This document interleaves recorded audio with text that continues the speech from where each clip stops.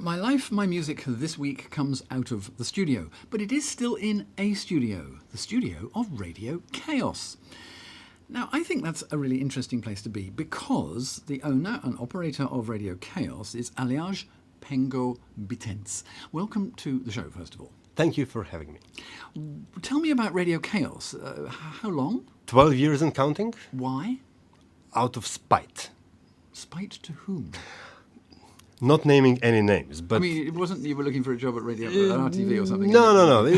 But the radio is owned by my father and me, and 13, 14 years ago, he was on the losing side of a hostile takeover, and he sort of cashed in after a lot of hassle and not really nice scenes, etc., and while he wanted to buy out the radio as a minority stakeholder, he wasn't able to do so for reasons that will not be mentioned. But point is that after that episode, we sort of thought, let's show them how to do radio. Because we had loads of ideas of actually how a traditional radio station could be upgraded and put on a track of the future, if you will. Right. Broadband mobile was just becoming available, and so let's try it. And we still consider ourselves a laboratory of sorts. And after 12 years, we're still here. And the name k.a.o.s is obvious from the way you keep your office. Yes, thank you. Nomen est omen, as the old Romans would say. But actually, it stands for Convergent Audio Systems. Of course it does. Yes. I knew it would have a really powerful... 10 years ago, everything was about media convergence, audio becoming video, becoming text, becoming audio again, etc., etc. It's sort of pattered out a bit, but it's still here. We still try. Podcasts, for example, are a good example of things going on the same content going on various platforms. So that's the basic idea of it. Not similar content, but the same content adapted to various platforms. And this show will end up as a podcast as well. There we go. We asked you to choose music. Now, music, I think, is key to our transmissions. Radio SE is predominantly, to some extent, you are also a music station. But it says a lot about the person who chooses it. So what was the plan in choosing music? There was no plan. I was like, so what? So, okay, this song, but no, we got that song. Oh, maybe I should go this. I was a DJ for 7 years. I mean, not really a DJ. I was just the guy putting in CDs in a bar. But it went on for 7 years, every weekend, stuff like that. I learned a lot about music there. I didn't know a lot before I started on radio. I've got like 16 years of mileage now. And I just sort of learned as I worked. And that means that people who I worked with shaped my taste in music, and I guess it reflects in the selection for today. It's very broad. I mean, it goes all over the place, and it's also quite a biggish period as well in terms of age of the music. Where will we start this particular programme? The Charlie Watts Quartet, I believe. You didn't actually mention Charlie Watts. I did. In the list you sent to me. I did. No, you didn't. The Rolling Stones. Ah. I fell for that, didn't I? Good. Sympathy for the Devil. That's you, obviously. The Rolling Stones. Thank you very much for tripping me up at the very beginning. Excellent. It stays in the show. The idea of running something on the internet, how does that work? Do you know who your audience are? Do you know how big they are, what their needs are, or actually don't you have to care? At the beginning, we didn't care. I mean, at the beginning, to give the whole story, one piece of the puzzle that's still missing with Radio k.a.o.s is a frequency, be it FM, analog, or digital. I'm hoping for digital sometime in the near future, but that's a big piece of the puzzle. Having not acquired a frequency, again for one reason or another, we had to develop the internet part of the story, and so we sort of started working on who our audience is and what do they want, how do we communicate with them, do we communicate at all? And you didn't have things like Facebook that active? No. Facebook came in the middle of the story. But it's a very good way of accessing a lot of people if you're is now clever enough to write stuff. Interestingly, though, Facebook only confirmed what we suspected all along about our audience. And again, it sort of has to do with the sort of music you air, you put on. And it's, 25 plus to about 50 people in the offices. We're sort of, I don't know if the daytime radio is the correct term, but definitely our peaks start after 9 a.m. when the ordinary radio, the normal radio, sort of dies down. So, and, is it to listen with occasional provocations, both in programming and in music? It worked for us fairly well thus far. And financially, how does it work? Barely. But it does, At the end of the year, you sort of make ends meet. You cut a corner here. Usually on my paycheck, the corner is cut. But at the end of the year, you manage to cobble up that positive zero, as we say it. There's an occasional tender. We do a lot of culture, so there are tenders there. Plus, since we are a small operation, but have to have proper equipment, there's a what do you call it? Resources available. So either record something for somebody, edit it out, stuff like that. Okay, so you actually are multifaceted in a way. Yes. You have to look at every possible income, including, as you say, hiring out your facilities almost to achieve income. Honestly, I mean, we've been on a crisis budget from the very beginning. Yeah. But honestly, I think that's the way media will evolve in the near future. I mean, not necessarily directed to the radio, but take a look at newspapers who are struggling all over the world. But especially in Slovenia, newspapers are sitting on this vast trove of information that nobody is using except them. However, open it up to the public, charge for it, and you've got this pretty nice income that you can actually use to finance your main operation. Yeah, sure. Does it work? You obviously get lots of feedback now. You know what's going on and people are communicating with you. Does that mean you have a kind of regular audience? I mean, obviously it's not regular in the sense of necessary time of day because... Well, it's not regular audience in terms of, again, what a normal FM radio station would expect. Yeah. We don't get a lot of call-ins, for example. I don't know what's your experience, but I figure call-ins sort of are dying out.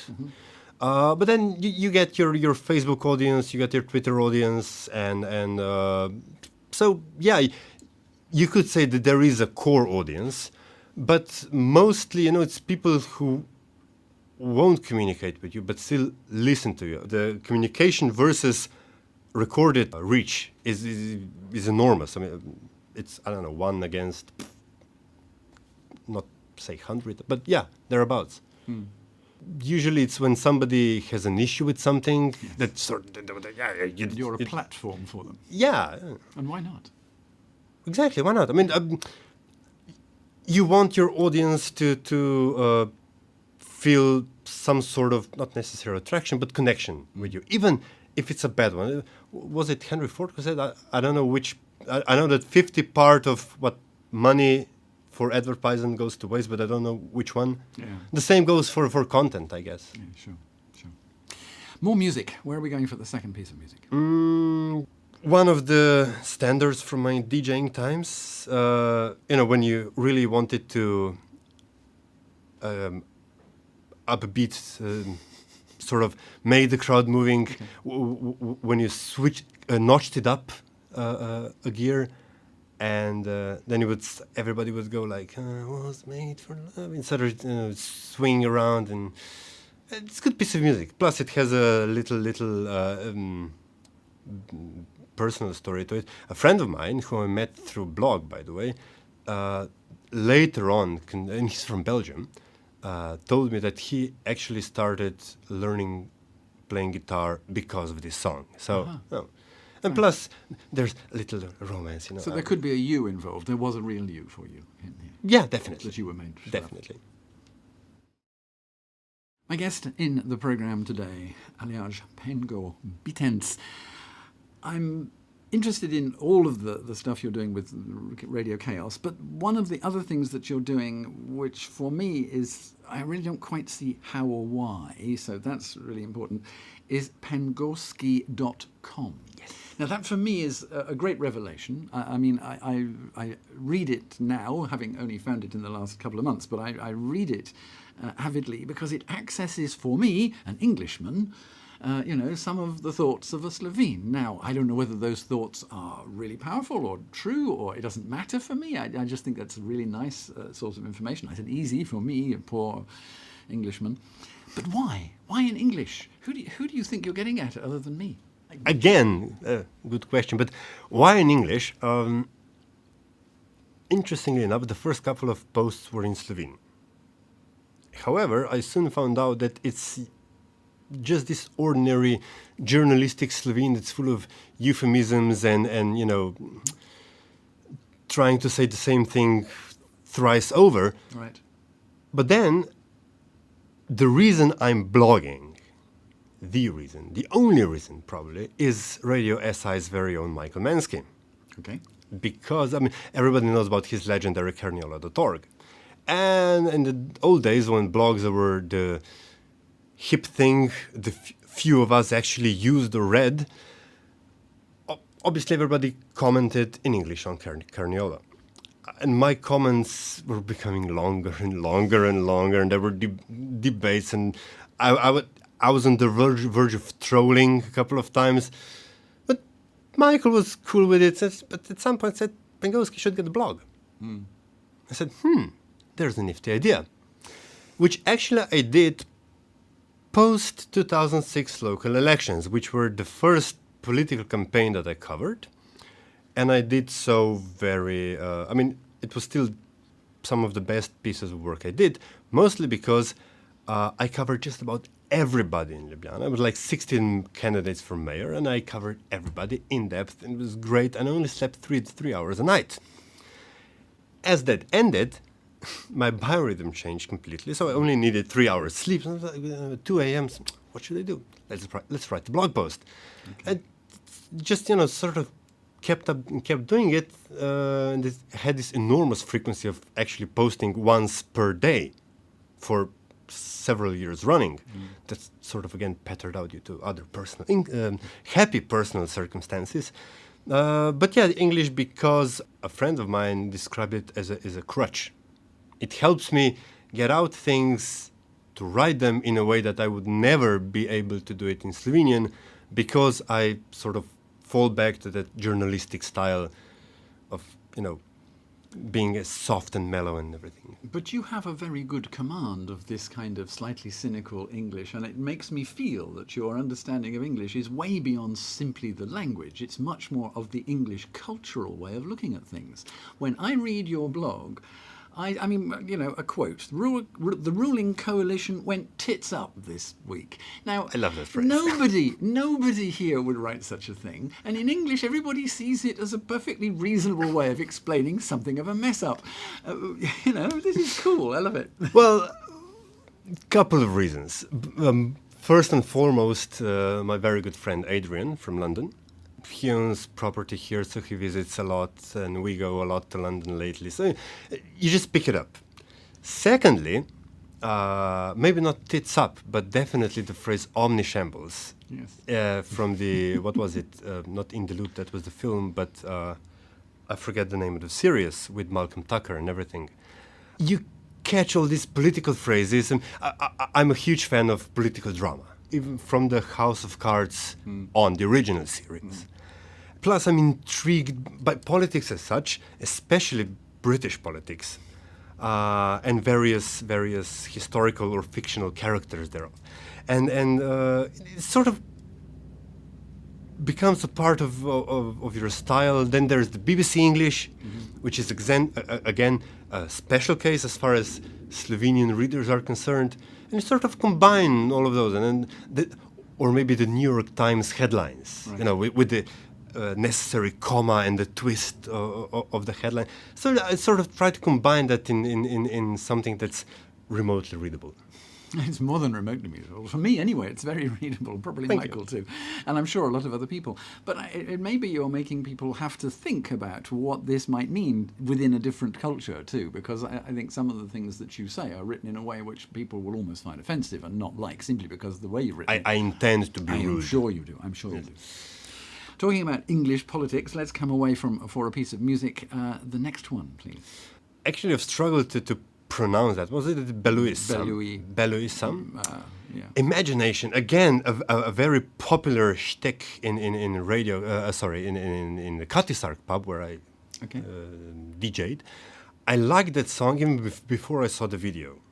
Okay. Yes, when you see the video, it changes your feeling for the song altogether. No. It's like, oh yes, I knew there was something to it. Yes, sure. I just like the intro and the first couple of sentences. She lit the cigarette, both hands behind her back, stuff like that. It's very, very, very suggestive. Suggestive. Thank you. You see, my command of English is not as good when I speak English than when I write it down. Yeah. But it's a beautiful video. It's very well done. It is. And it's remarkably uncensored. Yes, especially on the while they're still headed, the VH1 Late at Night, or what was it? The whole 9 minutes of it. Loved it. My guest today is the owner of Radio k.a.o.s, but also the writer of pentgolski.com, which is very interesting for me. Let's just talk about some of the issues, if you're happy to do so. Because you are pretty outspoken, you say things the way you see them, and to a great extent the way I see them too. And there are so many contradictions in Slovene politics. Do you agree with that idea first? On one hand, yes. On another, I find it all the time, almost wherever in the Western world, if you will, that politics is a patchwork of contradictory ideas, where everybody involved is turning a blind eye to the idiosyncrasies, the contradictions, if you will, because they need these contradictions to sort of disappear to continue their platform or idea or whatever, their political life, if you will. I mean, the obvious double standard issue all over the world is the politicians who campaign on family issues, and then you find out they've got either, I don't know, a couple of mistresses out there, etc. And that appears to be everywhere. Yeah, I mean... In fact, I kind of take the French role a bit. So who cares if it doesn't change the way they do their job? Who cares? Unless, of course, family values are at the core. But anyway, point being that to an extent, Slovenian politics is just as vile and backstabbing as anywhere else in the world. However, there is a certain sadistic twist to it, which is indigenous to Slovenia. We'll see if there are changes in the way politics is done after the recent elections. But, thus far, it was all about getting back at your opponent for things that were done for real or imaginary way back in time, be it 20 years, 25 years, 50 years, 70 years. There's this unhealthy mix of Central European rationalism in politics, horse trading, if you will, and Balkan history that sort of is pervasive everywhere. That's reasonable, though, isn't it? I mean, history is history. And if you've been through bad times and so on... Yeah, but in 2014, you really don't need to bring up feuds from 100 years ago. No, not unless somebody has got away with something particularly heinous, I agree. The issue of Slovenian World War and post-World World War II... should be put behind. Well, yeah, but I mean... Put that apart. There's hardly an ambassador in this country who isn't saying Slovenia step forward and move on. But putting that aside, because it is a special issue. But I'm talking about the overall approach to politics, because regardless of a debate, a politician, regardless of his or her affiliation, is liable, to bring up something from distant past, which doesn't necessarily have a direct connection to the issue at hand, but it helps bring bring either votes or flare up the issue or whatever, 4-year politics and the votes are more important than anything else, and this is a way of kind of... Yeah, but, just like in the US, somebody would bring up gays, God, and guns to settle an issue, which doesn't have to do anything with it. Nothing to do with it, yes, absolutely. Let's have another piece of music, and there's more to come, and this time it's a Slovene piece. Mr. Predin. Well, first of all, this is Radio SI, and you play a lot of Predin, obviously. He's a grand chap. Yeah. I totally remember the first time a friend of mine at the previous radio sort of hummed a verse from this song. I know exactly where I was and where he was. Yes. And plus, this particular song sort of, followed me throughout my various explorations of life, if you will. And why not? The wonderful sound of Zoran Predin, Čakaj me, which means wait for me. Wait for me, yeah. Yeah. Again, a moody song, not unlike the Dire Straits' Private it has that Negotiation. sort of thing. And he's really good. The quality of his recording is really special anyway, so it's good. Especially the old stuff with Lachne France and then later on. Now let's continue this political thing, because there are lots of issues here which, I don't know, they're in my mind and they're in everybody's mind. Look, we've just gone through this parliamentary election. Can somebody explain to me, let's do it on air, because I'm very naive, why is it reasonable that somebody who is now in prison should be voted for anything? It's not illegal. I mean, again... I didn't mention it was... Why is it? Because it shouldn't be legal in my humble view. It wouldn't be in many other countries I've been to. Well, the level of political culture in Slovenia is dropping consistently for the past umpteen years. You mean democracy is not lifting it up, it's almost doing the opposite? By default, I would imagine. Democracy as a shall we say, political system or social system has the drawback of allowing less articulate people to have a possibly strong voice in common matters. That supposedly is offset by experience, by likability, by political platform, even by the very system of checks and balances. However, this particular issue in Slovenia is that until recently, the entire political elite had known each other from since way back. Of course. And that sort of, allowed for a lot of personal animosity to creep in, a lot of backstabbing on a personal, not necessarily just political level. On the other hand, what it did create a sort of an old boys club. That even though we don't like each other, we are more comfortable with not liking each other than letting somebody else in. Better the devil you know. Exactly. And combined with this transition to capitalism, which we are learning at an accelerated pace and doing all the mistakes that everybody else did. Well, and are still doing. And still doing. Specifically Slovenia. Yeah, but, still, it's like we went through this crash course in capitalism, where obviously at the end of the day, the people on the street are actually picking the tab for. Yes. And then there was the issue of priorities. The first priority was obviously getting out of the Balkan Wars pretty much unscratched, which we did. Again, nobody was paying attention to a lot of things that would normally be paid attention to, just because of that. And then the recent issue of foreign currency savings of the old Ljubljanska Banka, which was resolved by European courts for European Court on Human Rights. Again, this is a $500 million bill that somebody will have to pick up. Yes. To an extent, Taxpayer will pick it up. yeah, to an extent, these things are understandable because what you could call that sort of congestion of time. A lot of things happening to a very small country with little experience in handling its own affairs at the highest level.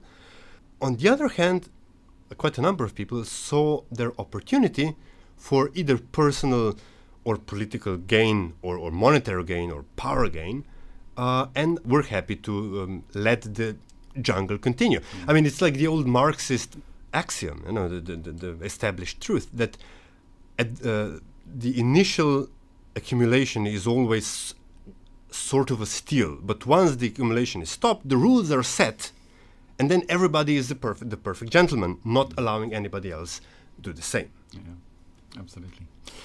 I'm going to come back to something, because there's something positively Python-esque in my mind the moment I thought of when I spoke about the prison. So we'll come back to it just briefly. Another piece of music before we do, though. And this one I have a personal memory of, so I want to know what yours is. Personal as well. Mano Chao, me gusta. So, but I think it's the ultimate radio song. Mm-hmm. Wouldn't you agree? Mm. It's like a millennial ode to the radio. Yeah. Still, the old media and being can't here. Help sort of being bouncy and feeling kind of smiley with it. Yeah, and I always, whenever I was up during the night, I would log on the radio remotely and then play it at 3 a.m., stuff like that. It's the 3 a.m. song. Okay, we don't transmit at 3 a.m., but never mind. My guest today is Aljaž Pengov Bitenc. We've just been talking about the issues related to the recent election and so on, and one in particular, of course, for me is very Python-esque. And the leader of a parliament who's just been, or a party rather, who's been, voted to remain as the leader of the party is now a prison resident. And Python-esque means, every morning somebody has to drive up and collect him from and take him to his... Well, is this going to happen? I mean, how do you handle this? I know it's only a couple of years, but... I sort of drifted away when you asked me that, but it has to do a lot with political culture, with what is acceptable and not necessarily only legal. Yeah. It's just a matter of good taste. Mm-hmm. It doesn't feel ethical, let's put it honestly. It really doesn't. But it has to do. There are so basic issues connected with this that somebody in England or in United Kingdom would not even, think to question these issues. The question at hand is whether or not the decision of the court is legal, or should I say legitimate, or should I say is or even correct, or even. As far as correct is concerned, at the time of the recording, there is no decision yet. But regardless of what the decision will be, in a non-hysterical society, all the parties would agree that the decision of the court is valid, regardless of the outcome. Mm-hmm. However, the issue here is that the president of the party in question is questioning the validity of the entire chain of decision and evidence that was brought up against him, that was confirmed in the district court, reconfirmed at the higher court, and is now being tested at the Supreme Court. So once you subscribe to his idea that the entire chain of events is invalid, then yes, you can accept the fact that he is illegally in prison, will be driven to the parliament to take votes, etc., etc. But regardless of what quite a few people in this country think, it is my firm belief that judiciary does still work sluggishly, but it does. It does bring decisions. Those decisions are being tested. Some of them are being overturned. Others are being confirmed. And ultimately, there is still, coming back to the democracy issue, a system of checks and balances. Yes. I think that shows in many ways. And in fact, the man who is at the top of the tree at the moment, Miro Serra, has been on this show. And when you talk to him, it's very hard not to be affected by his very ethical approach to every question you ask. I've yet to form an opinion on just how he handles political issues, because there is a certain level, once you go down enough, that ethics just won't cut it. At some point, you have to horse trade. Of course. Any government somewhere has got to be a trade, there's got to be a win and a loser. Just take a look at the recent European thing. Yes. There was horse trading on the open scene. Everybody was, that's the way things work. And the British are not happy. But then again, it's just a matter of what their outcome will be, what amount of bacon they will be taking home. But what I'm trying to say is that legality which I think is the ultimate platform of PM presumptive Miro Cerar, does not answer every question. I mean, yes, matter of good taste, ethics, etc., but again, not everybody's ethics are exactly the same. So this is sort of a slippery slope issue. Do you take the moral high ground 100% of the time? Or do you sort of make a allowance for every now and then what's every now and then? Or do you have to codify everything? Slovenia is remarkable for this reflex to codify just about everything. I mean, and case in point being, again, the leader of the opposition. Because it's not codified that a person in prison cannot stand for elections, he stood for elections. Yeah. So it's fun, isn't it? Yeah, yeah. It's I mean, I love it as long as I'm not affected by it. But I have a distinct feeling that this country will soon be affected by this whole anti-shambles. The issue is also how it's viewed from outside the country too. I mean, that actually may have an effect, but we will see. Okay. More music, and let's be this. Pharrell Williams, Happy. My oldest son loves this song. He just starts, dancing to it, and he would run to me, Daddy, happy, or Mommy, happy. And that's then, hard not to yeah, be happy with this then you just put on it's the a very simple concept, but it's lovely. And they just put on the 24-hour version. That would drive me nuts, I think, but just to hear it once is nice. Pharrell Williams and Happy, and it's hard not to be when you listen to that. We come to the very last section of the show. So many things we could talk about and haven't. So many things we've talked about, maybe for too long, I don't know. I'd like to talk a little tiny bit about you. You speak about your son, so you have a partner and all of that stuff. One child? 3. 3, what are they? 3 boys, 3.5, a year and 8 weeks. Oh my goodness. Yes. Wow, congratulations. Thank you. And the lady is happy too, obviously.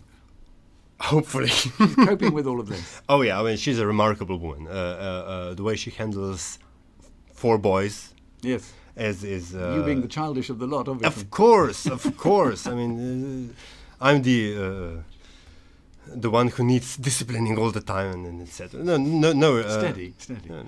I think it's remarkable, and also she manages.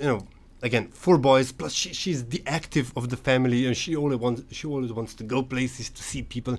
I'm more of a recluse sort of. I'm just happy being at home, doing the stuff that I love doing. I love people, I love going out, but she sort of usually has to make me to take the initial step. Yeah. So, yeah. And once it's all been arranged for you, you're happy to do it. Yeah.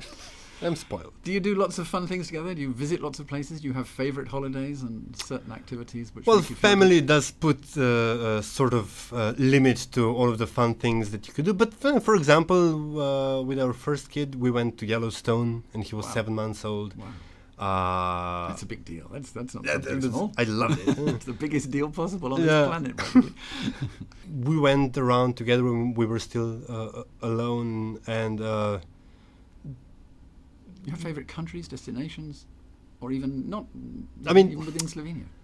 Slovenia is a nice little country, and you can always go around. And admittedly, there are places in Slovenia that I still haven't visited. Okay. So that's on the to-do list. But U.S. national parks are amazing. Again, Yellowstone is like, I was like, wow. I always wanted to go there, but the feeling that you get, you're standing on top of the biggest volcano in the world. It's like, Yeah.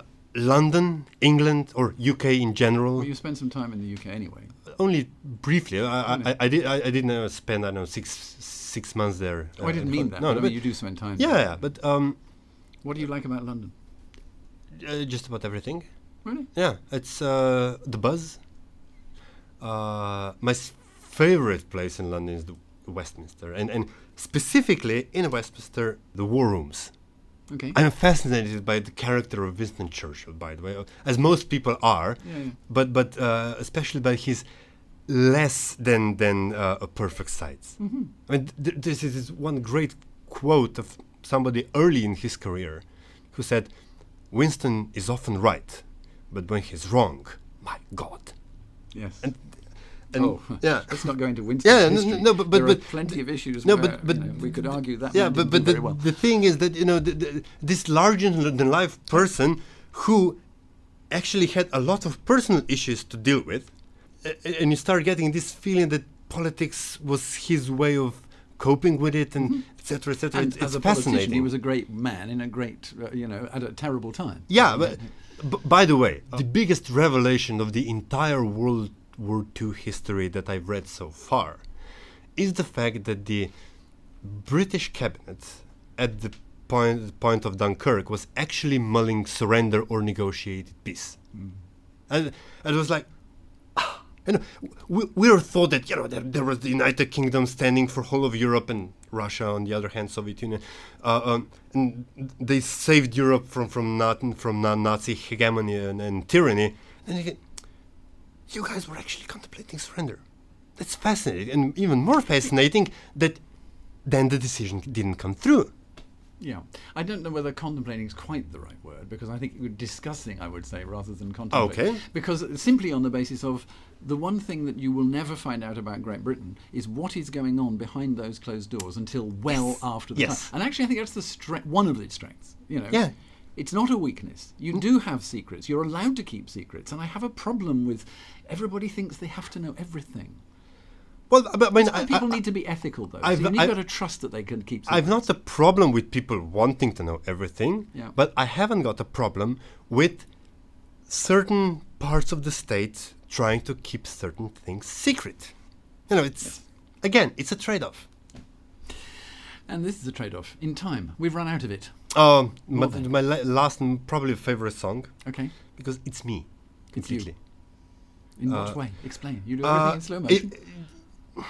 Yeah, to an extent. But the first time I've known of this song for quite a while. George Balašević is again quite a prominent author in this part of the world. But once I read the lyrics, it was like, oh my God, that's me. I can play either with the Kings or maybe with the Fools I'm not a gem or I'm not a jewel, but I am my own director of things, stuff like that. So it's completely and totally me. And I can see that in you because you obviously are comfortable with everyone. It doesn't matter whether they're a king or a beggar. You're pretty comfortable with having open conversations with anyone, including me, for which I thank you. Well, thank you mostly. Thanks.